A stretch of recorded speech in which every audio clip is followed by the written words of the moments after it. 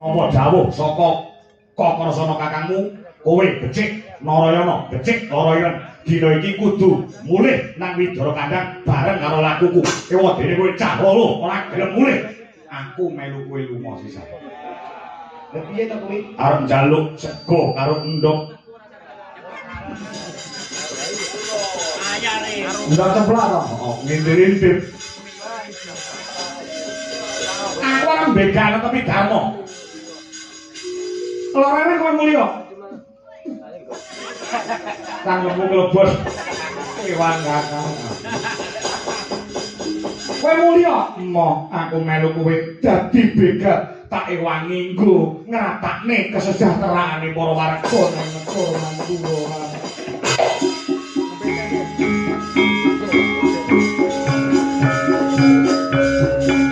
Mlebu wana wulusan.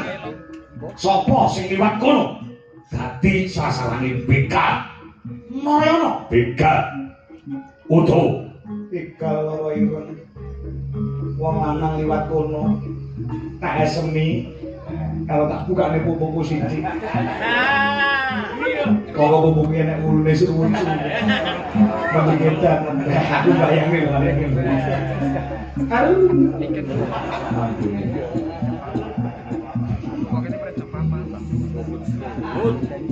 tenang go hasil nek begal tak kene kowe bruk metutuk arep ngombe apa aku ngedum marang para kawula iya hasil aku timbang kowe iya iya ngekek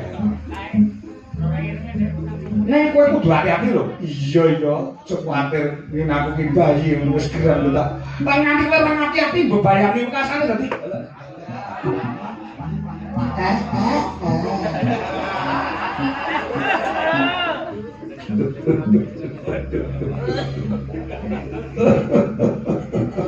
Kaya di sini Pak Jokowi.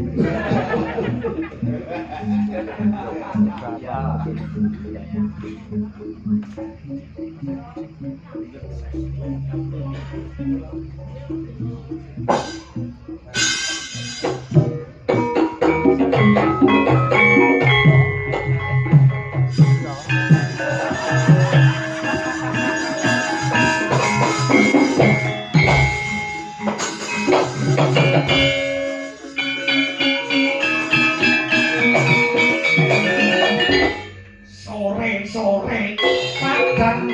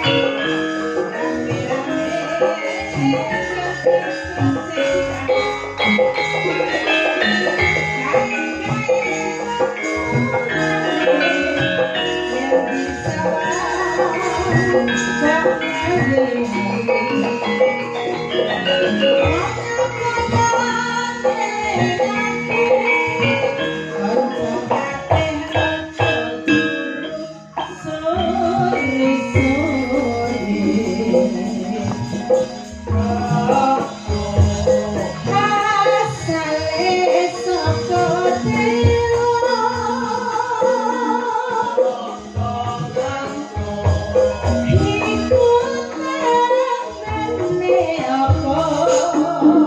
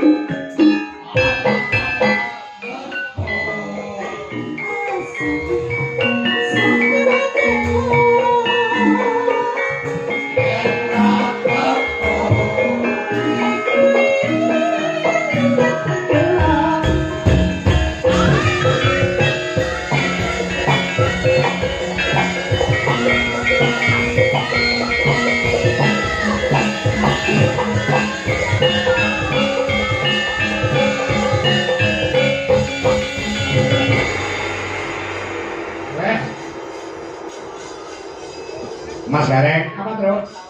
kok Apa Tru? luar biasa ya lek karah hati awake dhewe. Sapa sing kagungan dalem? Penjane Bapa Karmin so Ibu Katmi. Pasugatan lumintu banyu mili ora ana pedote. Lah iya ta Tru? Sore mau panganan ra nang pedote. Ya. Lagi munggah panggung kanca-kanca wis entuk sego. Yo. Iki ngancik gara-gara metu kopi terus. Diombe wis mak piar-piar nang mripat. Saya digrujukne motor. Nah, Monggo dalam rangka menjerane tindak nggone dhewe menjadi Pak Tarmin so Ibu Katmi.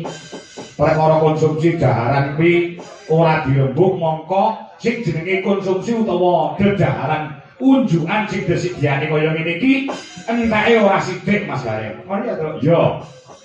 Wong duwe gawe kuwi sing paling akeh enteke cakala mangsa nggon konsumsi mergo takune pirang-pirang. Lah, nalika menjelange Pak Tarmin so bukan tindakane dhewe, perkara konsumsi ora dipikir, ora dirembuk, ora dipetung. Lah, upamane sesuk-esuk bar rampung pagelaran, aku pedhok karo Pak Tarmin, bekasane ramenan. Bekasane Mas Kako niki gandeng pun rampung Pak Tarmin. Iki gandeng panjenengan nggih pun kula lunasi, gen iki wau dedaharan kangge kanca panjenengan sing cacahe 50, rokoke telas sementen, wedange telas sementen, segone telas sementen. Niki kepoksa tanggapane jenengan kula jaluk sementen. Nek tegel rapopo niku. Tak kapuk lambemu kowe ora. Panjenengane Pak Tarmin iki wong Jawa terus. Wong Jawa. Heeh. Gupo sugo. Ya ta, lungguh kuwi dadi sajiwa orang jare Pak Tarmin selaku dadi wong Jawa. Wong ketekan Jaya kuwi gupo lungguh sugo. Gupo ki tegese manem bromo, ya ta. Golekne nggon nggo lenggah, ya ta. Gupo lungguh tegese mene papan nggo pilenggahan. Sugo tegese nyugoi. Marang tamu termasuk awake dhewe iki termasuk tamu mula disugoi. Perkara dedaharan kaya ngene iki ora dirembuk, ora dipetung. Oh, ngono heeh. Ya. Rumangsane perkara panganane. Iya. Ora mungkin panjenengane arep dadak memperhitungkan terus. Iya. Ya, ndare piye los. Lek ora los kok lakon wayangan sing mewahe kaya ngene. Iya. Mewahe kaya ngene. Heeh. Kalau masa kabupaten kok kuat nanggap model kaya ngene iki Kabupaten. Nah ya. Saya gede dhewe nggih bosone wayang ora kabupaten Karanganyar. Lah iya. Ngono ya, heeh. Heeh. Biasanya tanggal 7 November iki wayangan mewah ana ing alun-alun Karanganyar dalam rangka hari wayang dan menyambut HUT Kabupaten Karanganyar. Lah iya, ya semoga-moga mugi ana. Pak Robert Resianto minangka dadi bupati terpilih ana ing Kabupaten Karanganyar muga-muga menggalih kelawan lestarining budaya adat sing wis ditindakne wit rumiyin muga-muga bisa dilestareke. Nah, Iya to. apa Gareng kon ngadeg lho. ya gareng wayang wong ya. Sing rada sulit iki Somben terus. Somben. Heeh. Somben tanggal 4 Juli kuwi ana ing Nganjuk kuwi lakone ra metu Punakawan. Grek dagelan ya gareng jajak iki Somben kon macak ngilu. Yo, selamatke sore rung metu selamat. Entrang nunggu gak dong, yo.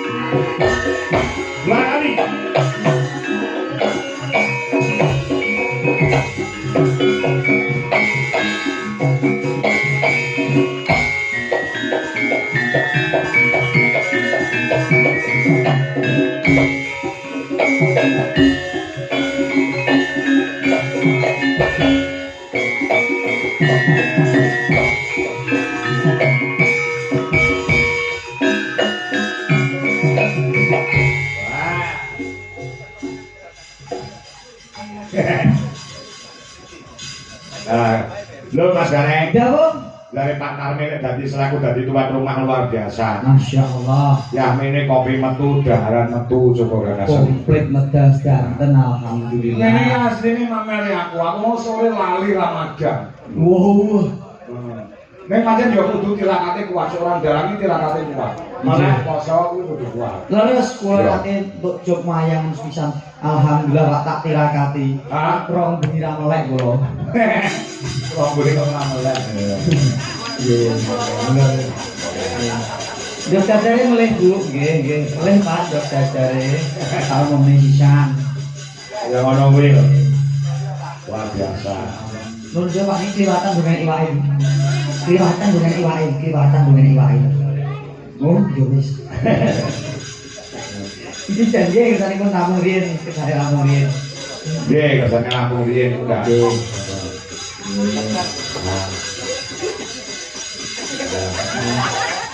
Gue mulai badi sambutan. Oh, pakai gini. Pakai. Sampun inggil, sampun inggil. Sampun saya Pak matur suwun.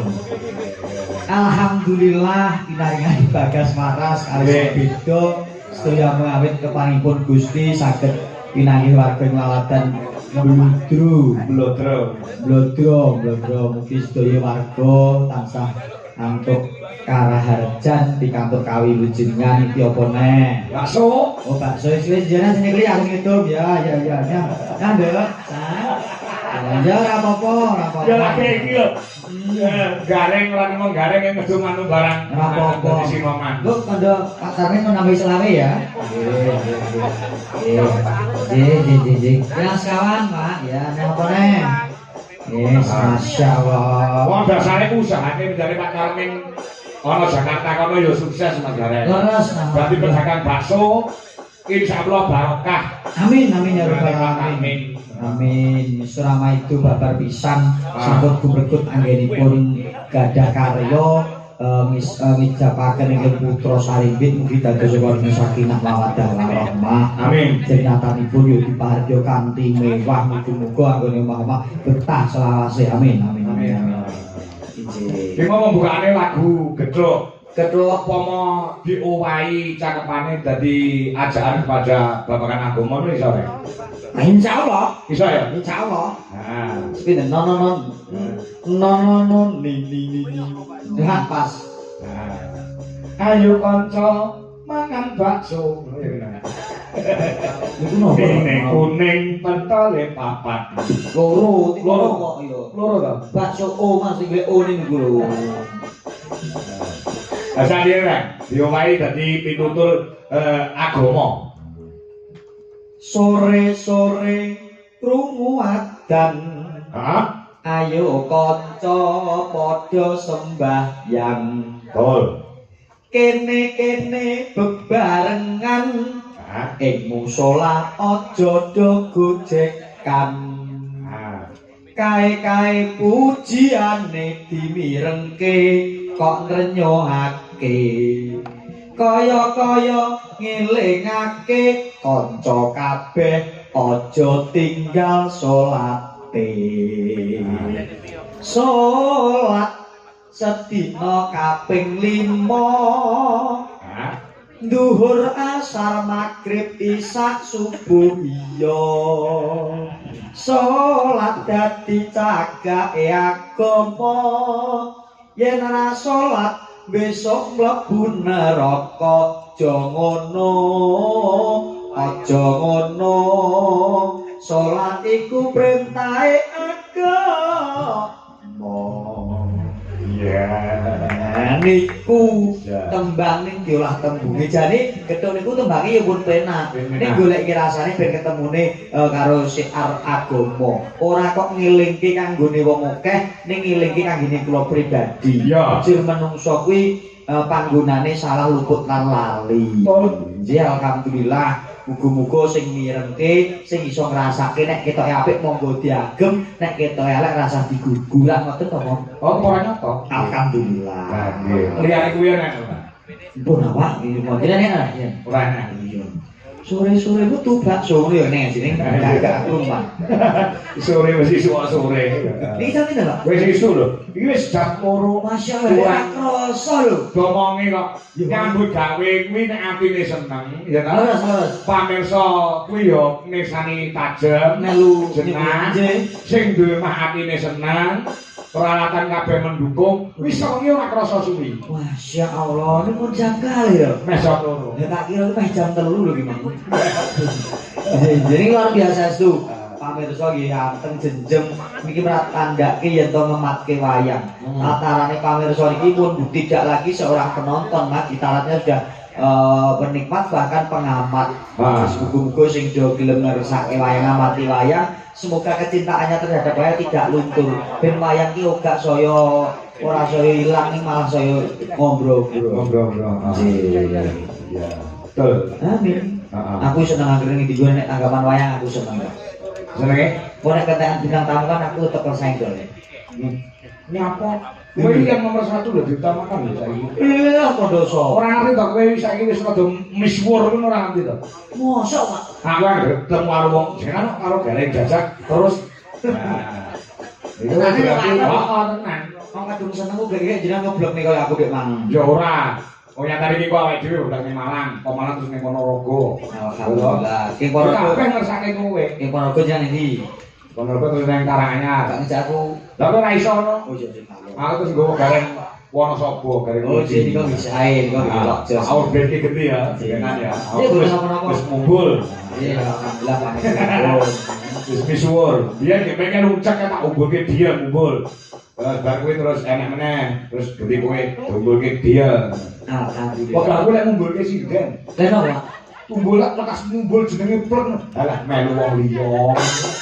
Lak ning lorone kaya diris-iris. Nek diniati ya diniati sing becik untuk demi kebaikan seniman. Karena seniman akeh sing misuwur, kehidupan seniman ya semakin tertata. Kula banyak penikmat penonton sing seneng kae lho dadi seniman do apik-apik nyatane do sukses juga akeh generasi sing cinta karo seni sebagai motivasi. Ngoten lho, Pak. Ya. Ini mah yo gojekan aku. Nggih. Ikhlas kok. Nek wis do kondang aku melu seneng kok. Kowe saiki ora mung melu aku tok. Nggih, alhamdulillah. Jalan liyane yo luar biasa ra tau leren. Pangestu panjenengan. Pangestu panjenengan. Ayo tembangan sing rada alus-alus ya. Nggih, mangkaken. Sing rada alus-alus nah sing bokso jineman apa-apa ono weekend sandi kok nembang gen ora mangan. Bocah kaya mangan. Nanti nek ngombe kopi. Kopine tadi. Dia nyapu nganggo meret kowe. Mbok menawa meresapi. Heeh lah iya. Menikmati. Ayo menik-menik. Yuk, aku biyen angen-angen di bojo jane ngene iki jane. Iki ra apa-apa tok kayu sapi. Ngono iki jenenge kowe ora nrimo ing Bandung. Mau bojomu yo saiki yo ayu lho. Ndi aja ayo jenenge. Wong lek ngoyak wong ayu ki ora nek entake mergo lekas tuwek ana sing tukul nom, lekas tuwek ana sing tukul nom. Nek aku ngomong nggone nafsu, aku yo tetep ora bakal tentrem karo bojoku. Ngono lho. Aku nyawang niken ayu iki seneng, nyawang Sowana, nyawang Elisa. Ya seneng. Ning gumantung ana pangrasa lan iman. Ngono lho. Oh. Tetep dia seneng karo Budwi. Heeh. Mosok. Aku kan wong fanatik, aku bojone ora Budwi. Wong itu ora Budwi aku ya. Mosok, Pak? Alah, takono bojoku ora percaya. Nggih, Bu. Muga gawe-gawe jenengan iki. Wis muga-muga langgeng selawase. Nek jenengan kali ibu langgeng ngayem kula melu seneng. Apa ayem ibumu ki ayem. kok sakit? Ya sama to ayem tonton kowe. Kula nek nyanyi ketok ayem kan. Oh, delok nek sedakep koyo loro bulu. Kane Pak. Ampun tak sia karo Kiai Putri kira kena ngomong. Niki siosipun Iya, tentang. Mbak niki kan ya. Ah, ya lho. Gendane ora Elisa, sing halus-halus e. Oh, sing cocok. tenan apa? Ah, bos. Sinom apa? Nah, cocok niku. Cocok niku. Nah, itu kan iso gendenan. Cakep. Kasike, Nah, pingpongan ayo. pingpongan. Ah, ya. Sing cakepane kembe apa? Kuwi apa nek? Mik, Heh, mik iki. mik kok model ngono to?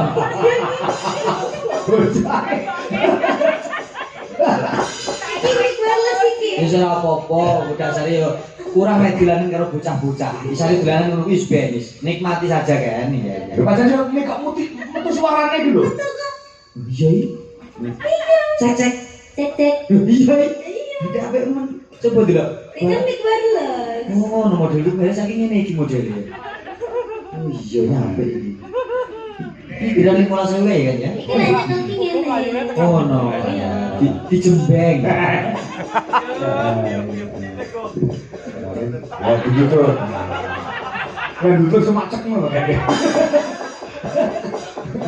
Kayak iki kok mulai ibumu kuwi. Ya. Sinom ya. Ya, Dek. Nyaman yo. Nah, nyaman berarti elok. Oh, gendenan karo Elisa. Cakepane apa kan? Mula. Mula. Lah ya. Aku suweneng lek iki bintang tamu koyo ngene-ngene koyo ngene. Wah, luar biasa. Estu kula. Anak-anak.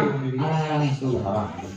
Biasane ngurus wong iki nyenil niken tok, nyenil Elisa tok. Belas tuh Pak, begini kula bareng Mbak Elisa bareng kayak wah luar biasa. Bareng aku terima ini kok Pak Cumpe. Iya. Ya ini gitu cantik Pak Cumpe cantik banget. Wah cantik jenengan cantik semua Pak Cumpe salib.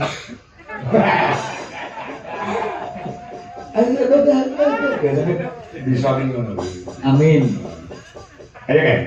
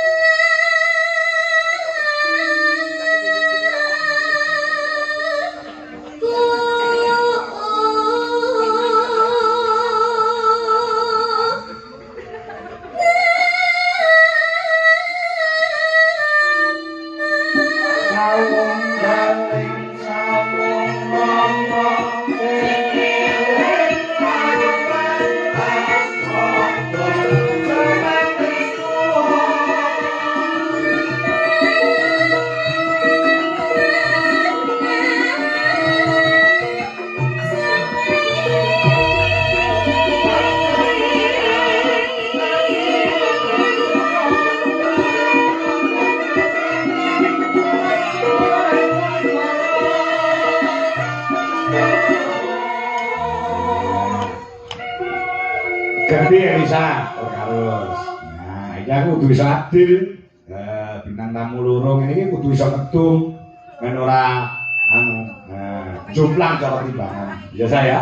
Nggih. Luar biasa. Ya loro lah. Bintang tamu loro tok aku ora. Iya iya. Badok. Loro. Badok. Lah, Dan dulu saya. Mangan kurang. Mangan. Mangan. Ora mate lho.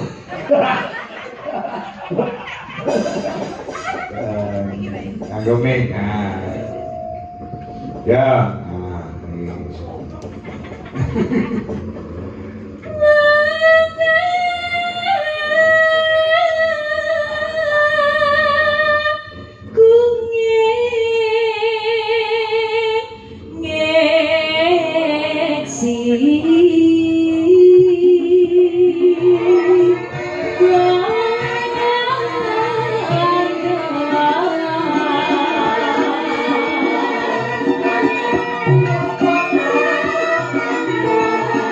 Raja dibujuk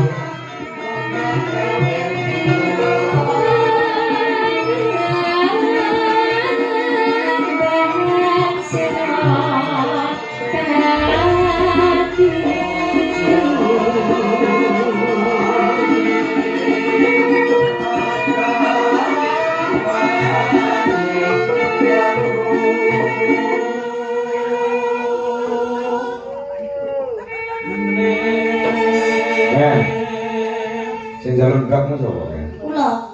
Sing ngamun ndok. Nggih. Mata sapi ya kuwi. Nggih. Kok sing ngamun ndok? Mata babi, Pak. Ora tegese iki sing ngamun ndok nang kuwi lho.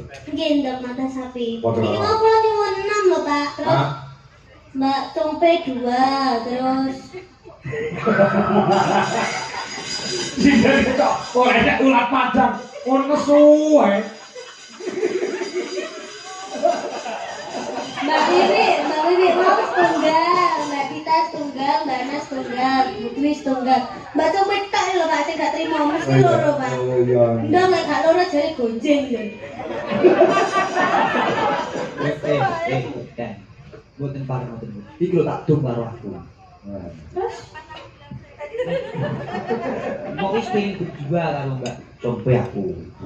Sedulur langsung mbok pitah koyo ngono. Wong wis elek mbok elek-elek dan yo nemen kok. Oh iya yo. Dan membuang muka. Kalau gua aneh kalian ngono lho. Ayo, ndok ya. Sudah. kula pamit, Pak. Besok kula pamit.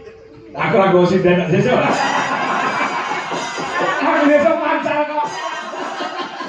Besok ben bae makan. Besok ora makan lha apa. Oh karepmu ben ketok gemede malah ketok kemiri. Sesuk iki nggo sinden. Jalan karo dagelan kok lho bintang tamu. Lah tetek men. Besok ora metu. Wong aku lagi nggo dhek. Lah, rasa kemayu. Masa aku kemainnya. Iya deh, kan? Kapati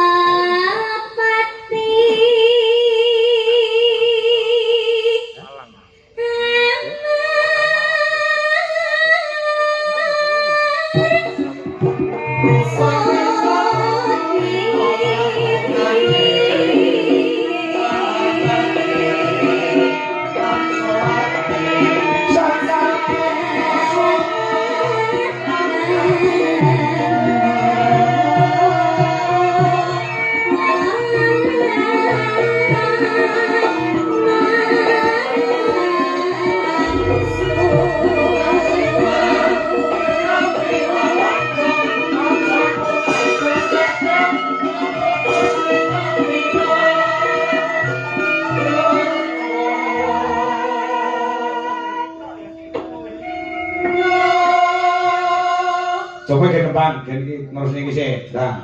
Nembang ngomong nesu, nembang ngomong dah. Iya ta. Iya ta. Nah, pengen nembang kayak koyo Niken Santi, kayak koyo Elisa. Kayak ojo nesu ya tapi nyapa kok suwe kok nesu terus ngopo? Aku salah apa awakmu? Pinsu. Lah yo rasa nesu ngopo? Pinesu. Cemburu, Pak. Lah iya toh. Awake. Kalau Mas Sarti pun mboten ngirim Mbak Compe maling kula. Oh, ada. Ora karo kuwi lho.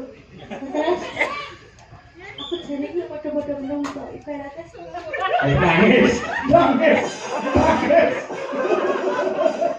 Ngopo kok nangis saya kayak enek sing terpendam. Waktu kepinteranku tak korbanke kanggo panjenengan, Pak.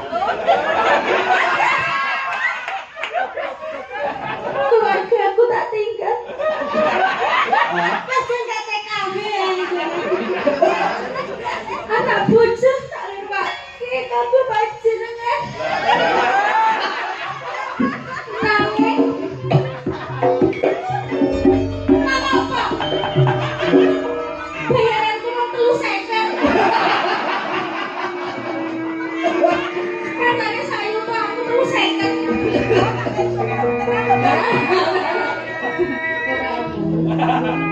Reng. Jangan duit 100 ribu. Ayo kok dikon nggo duit kas gak.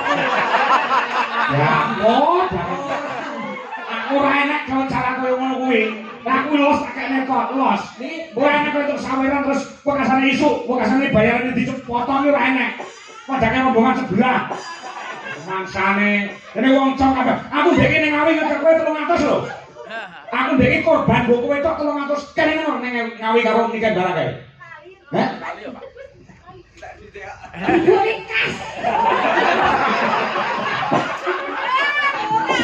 Ora. Wong aku los nang kaya sinden aku los. Aku tenang, cinta terhadap sinden-sinden jujur laras Indonesia. Lahir batin. Ala nek cinta sing disubyo-subyo mau nikah karo Elisa. Hah? Kapan aku karo Wiwi tentang Burini jalan.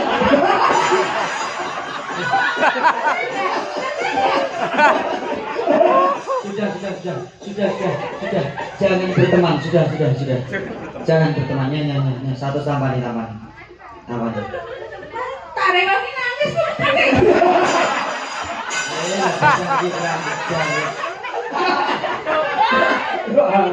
Jalan.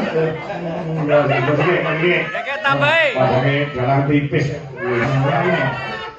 Satu sih nggak terima. Oke, masih sama bater.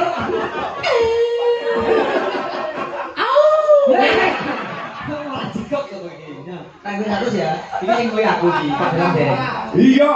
Ladaten kok. Tenang, aku ini tidak bisa tanpa kamu semuanya itu. Termasuk terutama kamu Jombe, tenang. Berarti ki gitu. Ora usah dihitung Pak Dewi. Aku disenani Pak Yon kon ngedum. Ya kok ngajak Pak Dewi. Apa? Yo ini kan nangis. Dia kalau Pak Yon.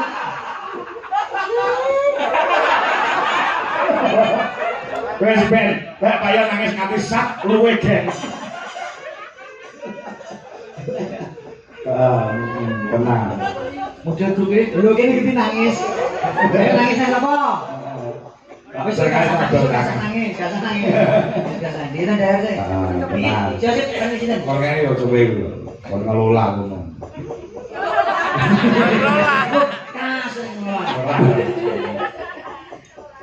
Mosok kas to, Pak. Ora. PN. Alah. Gue nyewa. Nyewa apa? Model kayak Ardi ora soleh.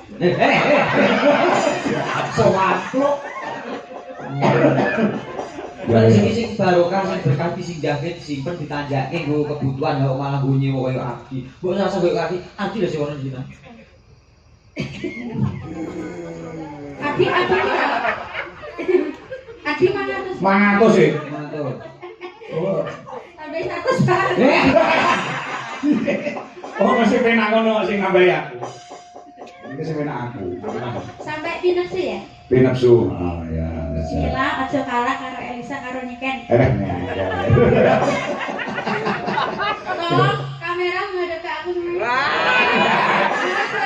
Allah. Rupiah iki iso pede iki kaya ngene. Kenapa? Rupanya habis gempa masa. Aku tuh meskipun nyelelek, senajan nyelelek, tapi tetap elek loh, Ben.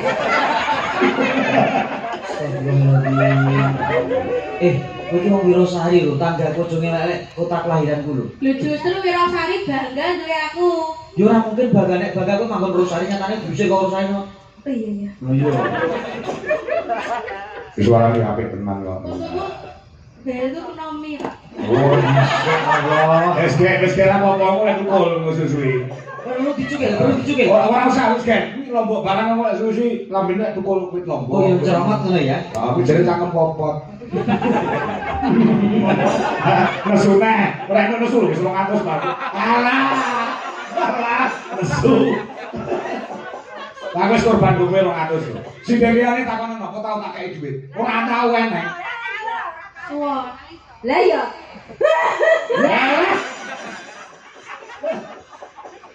Tenan, tak kene ojo petok, liyane kok melu. Mbak Wi nangis. Tak sangoni aku melu aku ya. Kok tak kowe kan dhewe gelem. Berang iki 750 ya to. Lah nek kula 50 gak kowe kon aku. Model muja jauh ngamu kliwonan kono. Cedak pasar sapi, Pak. Apa iya? Iya. Layang ning lekong. Sate, kok rasa kemayu aku ganteng ngene. Freddy. Wih, kok pinter dewi. Tadi aku didik mangayunan belum enggak? Kowe iki arep semuge kok 5.000. Wis 110 nanti gede-gede sing ape.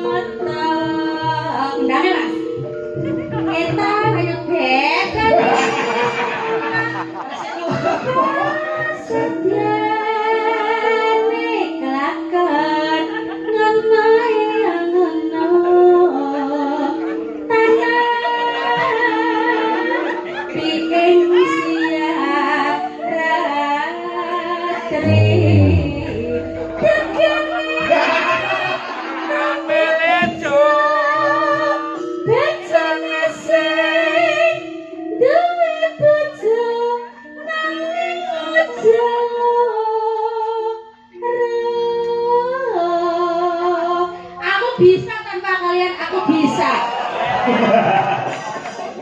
Penting kalau Freddy di sampingku. Iya. Tak bagianmu, Bro. Salah ada Freddy. Tapi kok ada Freddy kegambloanku. Iya. Masyaallah. Lah mau sing kok tembunge ngur Freddy tok liyane ya meneng no. Kabeh gak saka tembunge. Didol mangayunan ya kurang tambah enak. Alah. Ya Elisa, ya ijik lagi. Karepe iki game sejajar karo nikah karo Elisa, karo Jumpe. Ngono lho karepe. Mula iki tak kon nembang, masa game sejajar. Jin leres. Yo Rama itu dasar suarane luar biasa nek kali Mbak Elisa Mbak Nika disejajarke bab-baban swara masuk. Heeh. Wis kuwi wae. Stop. Gak usah dibajuke. Jangan kemi wae. Harus diantem lho wis semua mawon.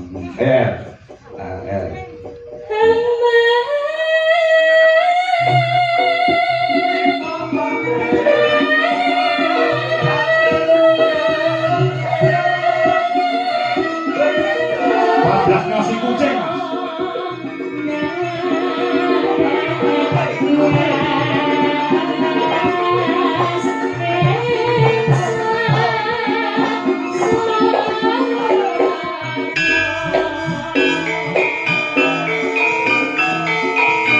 Supaya mana dijelaskan Elisa Ornaus